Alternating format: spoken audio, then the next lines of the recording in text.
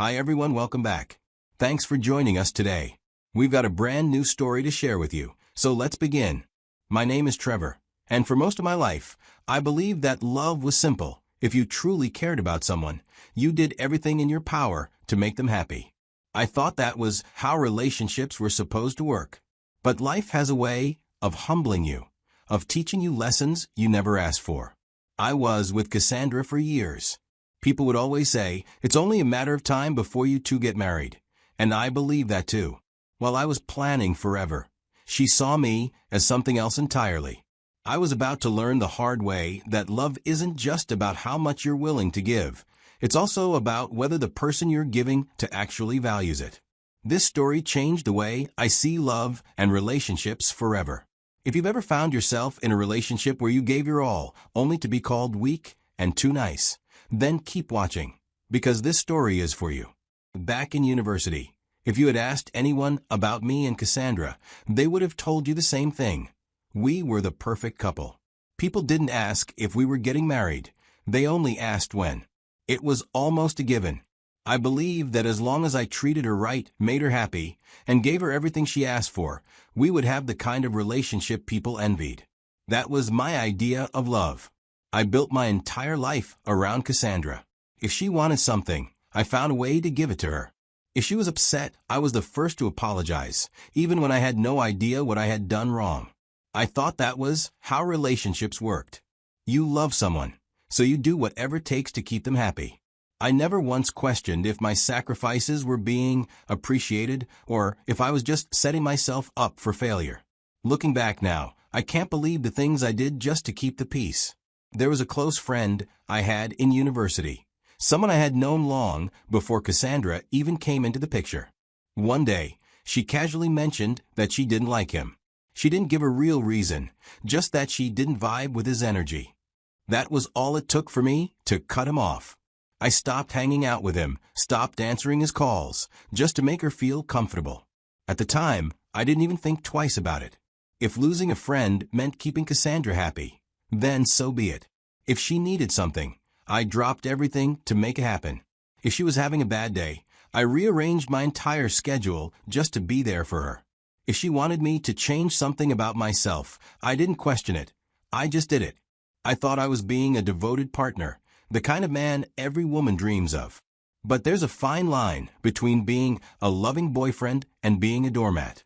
And I was blind to the fact that the woman I was bending over backward for never truly appreciated it. I still remember the day I proposed to Cassandra. It was just me, down on one knee, holding out a ring, hoping she'd say yes. And she did. I don't think I've ever felt that kind of happiness before. We set the wedding date for a few months later, and soon after, she moved in with me. That was the moment everything started feeling real. Waking up next to her, coming home to her after work, knowing that this was our space, it felt like a dream. I was convinced that I had hit the jackpot, that I was about to start the perfect life with the perfect woman. I wanted to make sure everything was just right for her. I adjusted my routine, made space for her things, even changed the way I did little everyday tasks, just to make sure she felt comfortable. If there was ever a moment where I believed I was exactly where I was meant to be, it was then. One evening, Cassandra had been complaining about cramps all day, so I told her to rest while I handled dinner. It wasn't even a question for me. I wanted to take care of her. That's what you do for the person you love, right? I grabbed my wallet and keys, ready to head to the mall to pick up a few things we needed. As I was stepping out, I saw her best friend walking up to the apartment. We exchanged a quick greeting before I went on my way. I was glad Cassandra would have some company while I was out. Halfway to the mall, I reached into my pocket for my wallet, and that's when I realized my ATM card wasn't there. I had used it earlier for an online purchase and must have left it on the table. It was a small mistake, but that decision to turn back changed everything. I got back to the apartment, climbed the stairs, and let myself in. I heard Cassandra chatting and laughing. I walked toward the living room, spotted my ATM card right where I had left it, and reached for it. I should have picked up the card and walked straight back out. But I didn't. Something made me pause when my name came up mid-sentence. My gut told me to listen, so I did. At first, I thought I had misheard her. Trevor is too nice. If I told him to crawl on his knees, he'd do it. The words hit like a slap. My mind trying to process what I had just heard. She kept going. Men like him are the kind women cheat on, and they'll still be grateful to have the woman. My ex was a real man, and I don't think Trevor can be compared to him in any way. For a brief second, I thought about barging in and demanding an explanation. But I didn't move. I stayed frozen, letting every word sink in. I had spent years loving this woman, putting her above everything, reshaping my life to fit hers. I had changed my habits, my routines, even the people I kept around me, all because I believed that's what a committed man does. And yet, here she was laughing at me. 1,000 thoughts raced through my mind. Had she always felt this way? Was I the only one who thought our relationship was solid? Had I been fooling myself this entire time?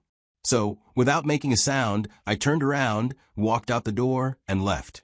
Instead of going to the mall, I found myself sitting at a dimly lit lounge, a glass of whiskey in front of me. I hadn't touched alcohol in years, gave it up for Cassandra. She once said she didn't like men who drank too much, so I stopped. Just like I stopped smoking. Just like I stopped hanging out with certain friends. Just like I changed everything about myself to fit the man she wanted. Or, at least, the man I thought she wanted. And yet, somehow, that still wasn't enough.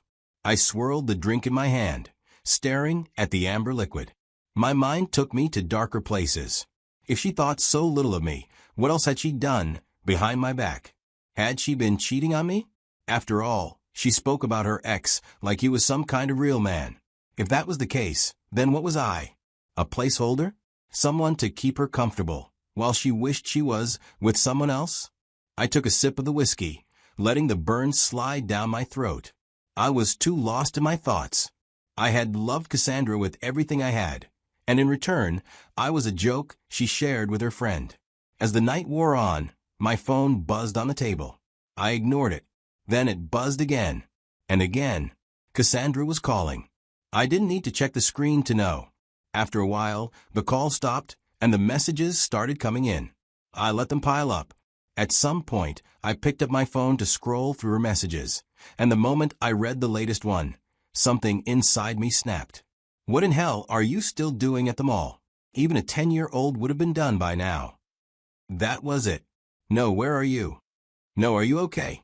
No concern, no worry, just irritation and impatience. She wasn't even remotely curious why I was late. She didn't care. I put my phone down and leaned back in my chair. The realization settled in, heavy and cold. I had been a fool. I got home late that night. I had spent hours at the lounge trying to drown out my thoughts, but no amount of whiskey could erase the words that kept replaying in my head. When I finally stepped into the apartment, Cassandra was sitting on the couch, scrolling through her phone. She looked up the second she heard the door close behind me. Her eyes flicked to the clock, then back to me. "Where have you been?" she asked, her tone a mix of irritation and mild concern. I didn't answer. I didn't even look at her. I just kicked off my shoes, tossed my keys on the table, and walked straight to the bedroom. I could feel her eyes on my back as I moved, waiting for some kind of explanation, maybe even an apology.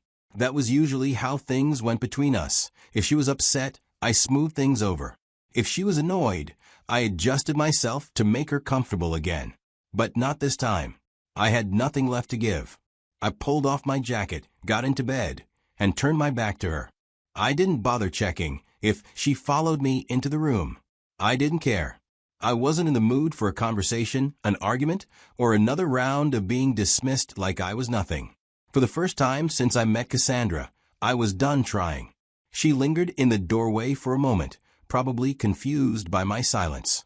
"Trevor," she called softly, her voice carrying a slight edge of uncertainty. When I didn't respond, she sighed and climbed into bed beside me. I felt the mattress dip under her weight, the sheets shifting as she got comfortable. She was expecting me to turn around. She didn't ask again. She had no idea that by the time the sun rose, everything she thought she had with me would be gone. I woke up before the sun even had the chance to rise. Moving quietly so I wouldn't wake her, I got out of bed and started gathering her things. every dress, every shoe, every little item that belonged to Cassandra.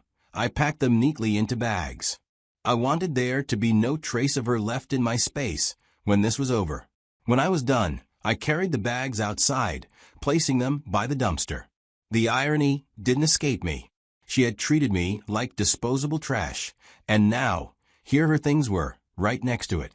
With everything set, I walked back inside, and she was still sleeping. I leaned down slightly and shook her shoulder. "Come outside. I need to show you something." She groaned, barely opening her eyes. "What? What is it?" "Just come," I said, my voice calm but firm. Still half asleep, she sat up, rubbing her eyes before finally getting up to follow me. She had no idea. As soon as she stepped past the doorway, I reached for the door and slammed shut behind her, locking it in one swift motion. She jumped, startled, turning back with confusion written all over her face. "What are you doing?" she asked. I didn't say anything at first. I just tilted my head toward the dumpster. Her eyes followed my gesture, and that's when she saw them. Her bags, her clothes, everything she had brought into this home, sitting outside like discarded baggage. A flicker of panic crossed her face. "Trevor, what is this?" I pushed the door open just enough to slip inside, shutting it quickly behind me before she could step back in or even process what was happening. From inside the room, my voice was steady, colder than I had ever spoken to her before. "You think loving you makes me a fool?" I asked, my tone leaving no room for argument. "Then go find the kind of guy you can respect." For the first time, she didn't have a smug remark, just stunned silence. Then, as if realizing the weight of what was happening, she rushed to the door, banging on it. "Trevor, wait, just open the door. Let's talk." I stood inside, unmoved. I had nothing left to say to her. "Please," she begged, her voice cracking now. "You're misunderstanding. Just let me explain." I let out a chuckle. I heard everything, Cassandra. Every single word. You were right. I needed to be reminded of my worth. She started knocking harder, her voice rising in desperation. But I turned away. My phone vibrated in my pocket. I already knew who it was. I pulled it out, saw her name flashing on the screen, and without hesitation, I blocked the number. Cassandra might have thought I was too nice before, but now she was finally seeing the version of me she never expected, the one who had nothing left to give her. The wedding was canceled. Everything we had planned was gone. I just erased her from my life, the same way she had erased my worth with her words. Looking back, I learned some hard but important lessons.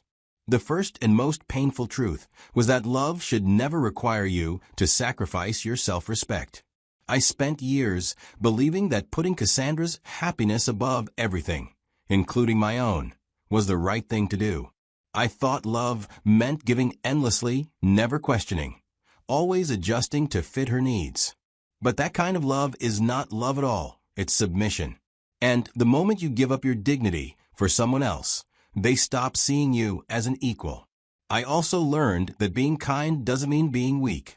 I always believed that treating Cassandra with patience and understanding would make our relationship stronger. But I was wrong. Kindness only has value when the person on the receiving end respects it. If someone already sees you as less than them, no amount of love, compromise, or effort will change that. Finally, I realized that if a woman doesn't appreciate you as you are, she will never truly respect you.